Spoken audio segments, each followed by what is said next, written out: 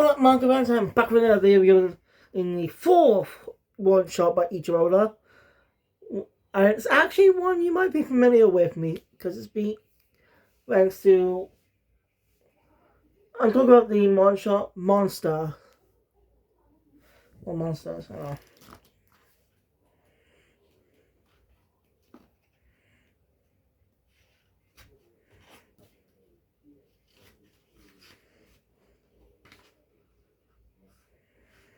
It's Monsters. They got a bigger title. Since this one shot got adapted into a net animation on Netflix last year. And I watched it. Because mainly, the adaptation actually adds the scenes to tie into One Piece a little better. No detail having Zol's VA being the narrator. And the end, it ties in. The end ties into Zol's fight against. Well, you know what? I'm not gonna spoil much about that. I'll get to that when I mention View for the Bark, which is going to take quite a while to get to. I think about it. I got like Lowtown, Reverse Mountain, Little Garden, Drum Island, Whiskey Peak. No wait, that came after Reverse Mountain. That's 5 anyway.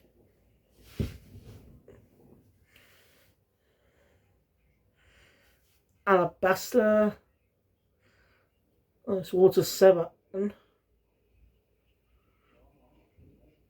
No, wait, there's the Foxy storyline.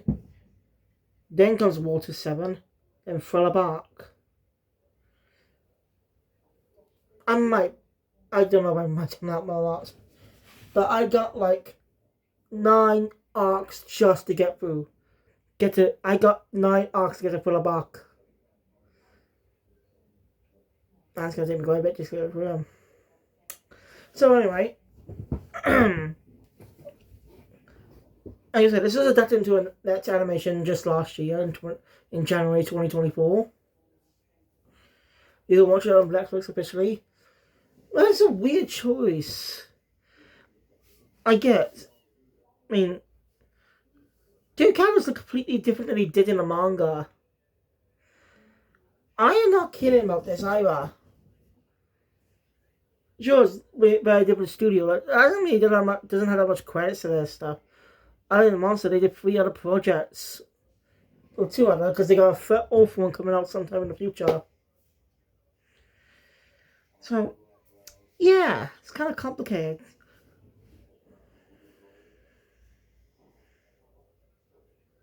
Wait, buy me a sec. Sorry about that pause. Sorry.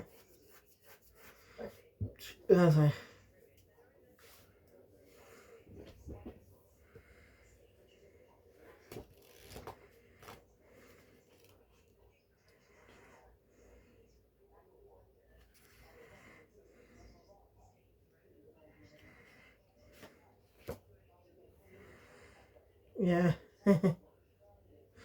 She sounds right. These drawings were done by Ola for the release of the cover.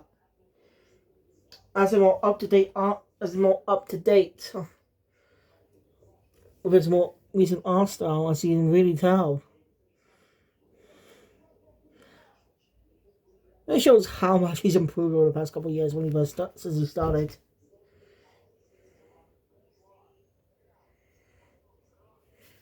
Anyway, let's get into this. But you know, if I miss out some details, you can watch my review on the net version. But you will be spoiled on some. A bit of event that will happen in the Thriller Bark arc. Yeah, they tell you the One Piece, but it's going to be a bit of a spoiler to the Thriller Bark arc.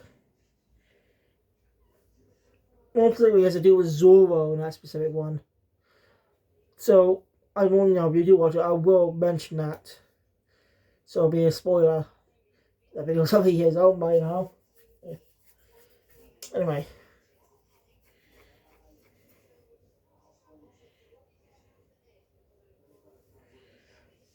So,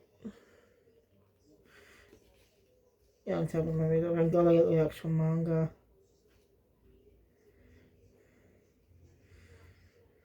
enjoy the self-contained story, but anyway, this was a good story, by the way. It was self-contained. It told a good story and good characters, and good motivational characters. It's still a short one. So, his one shot is pretty short.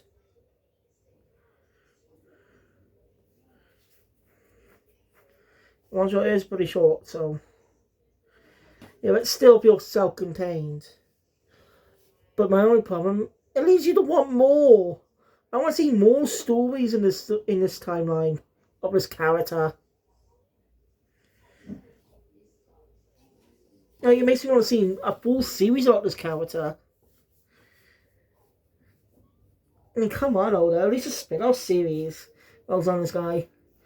I really want to see more because it feels like something that definitely needs to get its own series, its own.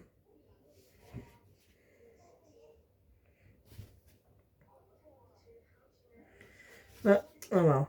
I mean, for some reason the adaptation added a subtitle 100 Degrees Merciless Damnation. I think I said that right. I don't know why they added a subtitle for it. Maybe to separate itself from the monster manga and anime series. I don't fucking know.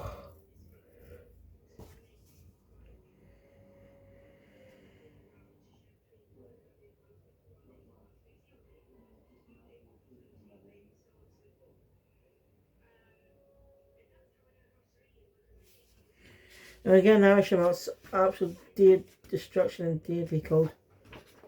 No, wait, that's actually... Sorry. Right.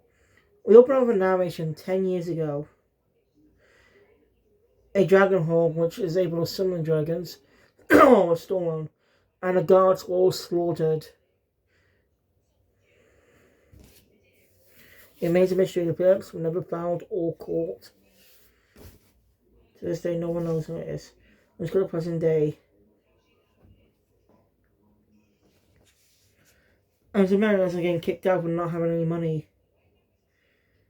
As a man says, there's no love in this town. Then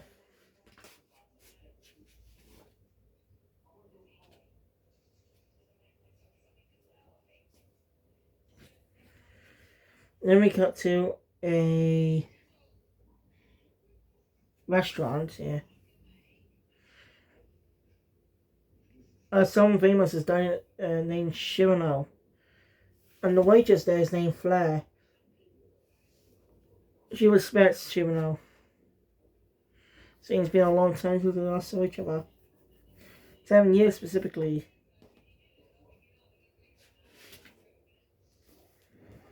I said this man's up eyeing the window. Honestly hungry. This is when we get an archer about dragons. Anyway, this samurai is named Yuma. And yes, he looks like Zoro. Honestly, older we purposely designed to be Rono Zoro. You can really see that. And well, the adaptation actually ties this in, saying that Yuma is Zoro's ancestor. It's never stated in the one shot that it's connected to the world of One Piece. Well, there's a possibility before the Great Pirate Era, before Gold D. Roger, before all the great blues of the sea, before the Grand Line, and before the seas of the world spread entirety. So it's a possibility the takes place centuries in the past.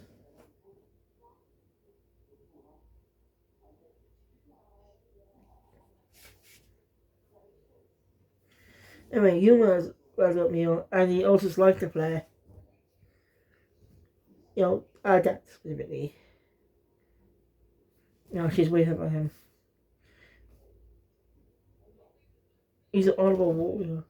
She doesn't know for sure now. And then Shino accidentally bumps Yuma's scabbard with his. That kind of pisses him off. By the way, Yuma calls him Mustachio.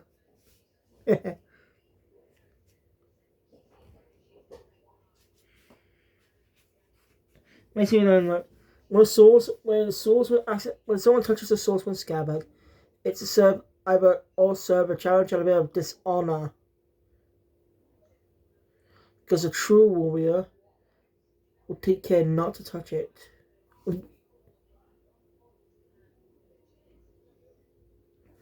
I did not mean to say that. Shit.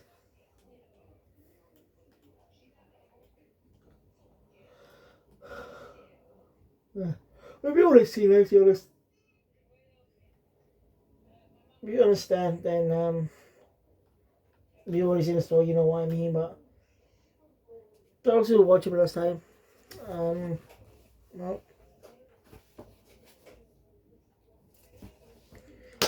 I am so sorry, I did not mean to say that part. That's what's later, I don't know. And Yuma challenges Shirano to a duel. Well, Shirano's definitely got some sword skills. So Shirano wins, but Yuma says that it's a fight to the death. But Red tells him to stop, which he quickly obeys because death and stuff. Again, he's gonna have a lot of potential and focus on his character of Yuma. Yuma's gonna have his own series focused on him, his journey. I can say there's a lot of ideas that can work, a lot of potential in his character. Just expand the world more. Focus on One Piece's focus on the timeline of One Piece centuries before the current era, for pirates, the Great Grand Line, all the blues. But the entire planet wasn't all of oceans. I'd love to see an expansion on that. Learn how the world came to be what it is today. Like, come on, Oda. This has a spirit for a spin-off series. I don't know. I'm also introduced to a mysterious man who goes to play a little bit later. Who goes by DR. A favorite swordsman. Not Doctor, just D.R. So.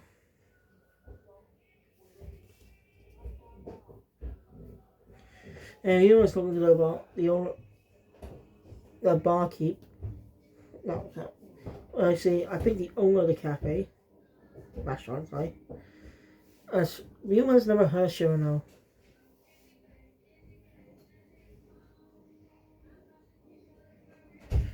7 years ago, a terrifying attack. A dragon attacked a village. And there were no survivors except for one young girl who Shirano saved. And turns out that girl was Blair.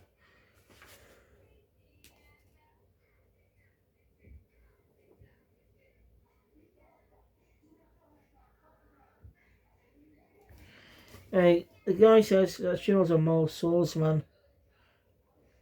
Second only to the great master King. Oh, you must believe the word real King. He's a strong guy, strongest in the world. And he basically has a heart of a great warrior. He always wants a chance to do a fight, but no one knows who he is. And I do enjoy the nice meal, he leaves. That's when the bumps his scabbard. And you really tell some shady shit's going on. Ryuma confronts him. He starts yelling out, saying, going crazy. That's when he has a dragon horn. And claiming stuff Ryuma never did. And was on. Will be real. Ryuma had no clue going on. All of it just turns on Ryuma. Just like that. Even Blair. Not even given a chance to listen. Like, they're not even a chance to tell them his side.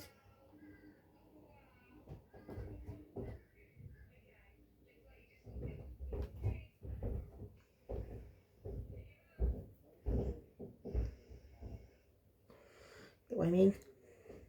Alright. Oh, Flare has lived for a dragon attack. Yuma isn't saying that Yuma doesn't understand how dangerous they are. Ashino, well, decides to take care of his dragon himself at the risk of his life. Yuma's not stupid though. He knows shady shit's going on.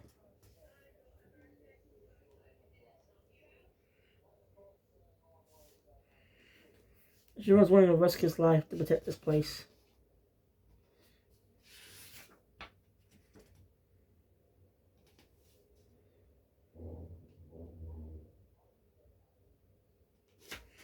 And sometimes, Yuma ends up paying a visit to the restaurant.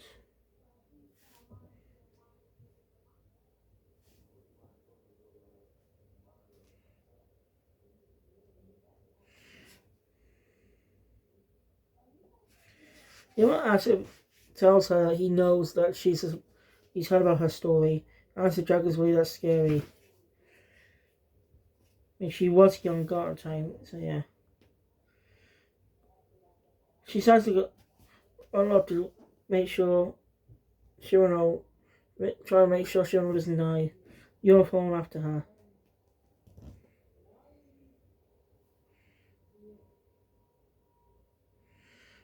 You know? And she calls him scum because he's not one of such a so like Shirano. Now Ewan notices something so to keep walking and don't turn around. Just leave the town, but she doesn't listen and turns around and sees something shocking. Shirano and DR are looting the place. So she never knew. Overhear the conversation.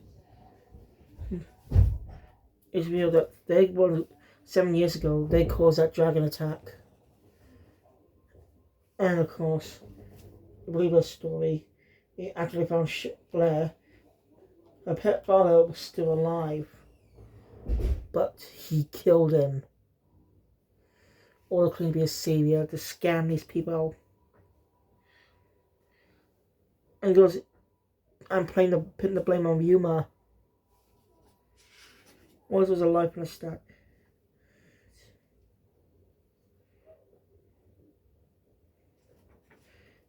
They're just listening about Dragon Hall.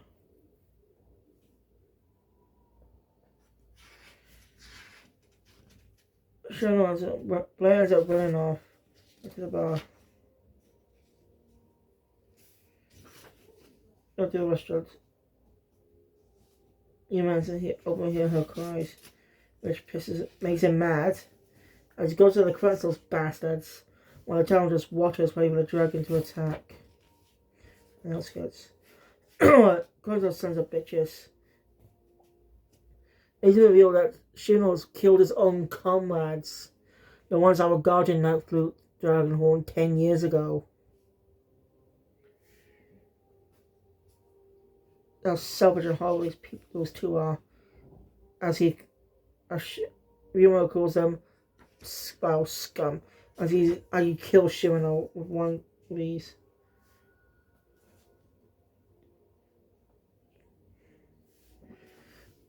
They are threatens to kill himself, basically threatens him that if he dies, he'll already stop dragging. But Yuma doesn't care. He doesn't live here, and kills him. Dragon's attack, and while Flair's still there, she's gonna die. But luckily, Yuma sees their bot.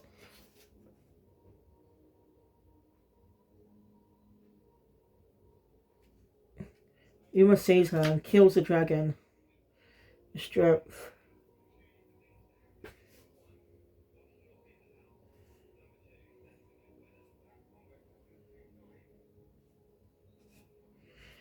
Yuma gives her one last advice. Telling her no more talking about dying. From death ain't fun.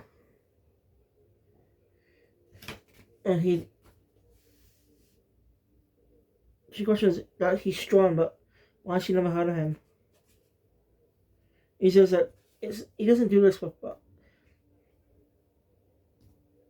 the true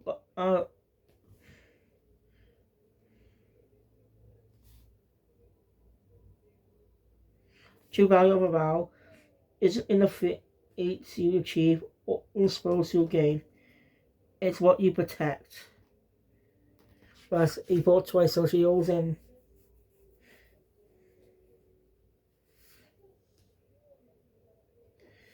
He says he'll be back again. Give him another good meal sometime. As everyone about end up finding out the true colours of Shirano, who's now dead. As the guy that Yuma was talking to earlier ended up picking him out. Actually being Yuma's nickname, Yuma the Kin. Meaning the Kin is Yuma, but Yuma had no idea.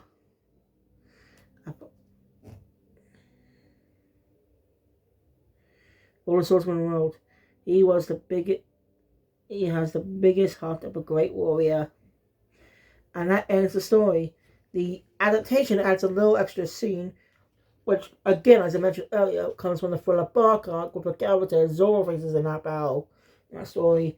But again, I'll go over that one when we eventually get to the Thriller Bark arc. Now it's the fourth one-shot in the entirety of this manga. With one last one-shot to go, I'm going to be reviewing it after this video, no matter how late I go to bed. I just want to complete all the reviews tonight. Then focus on the next arc of One Piece, which is just a short arc. So, yeah. Again, if you're interested in much, you can read the official version on the Shonen Jump app. You can read it as part of the One Day collection or its own separate thing.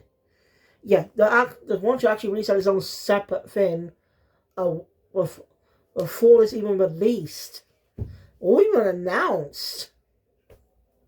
But as I knew anyway. I only heard about it from watching the trailer. Right, this character is obviously Flare, but she looks too much like Nami with longer hair.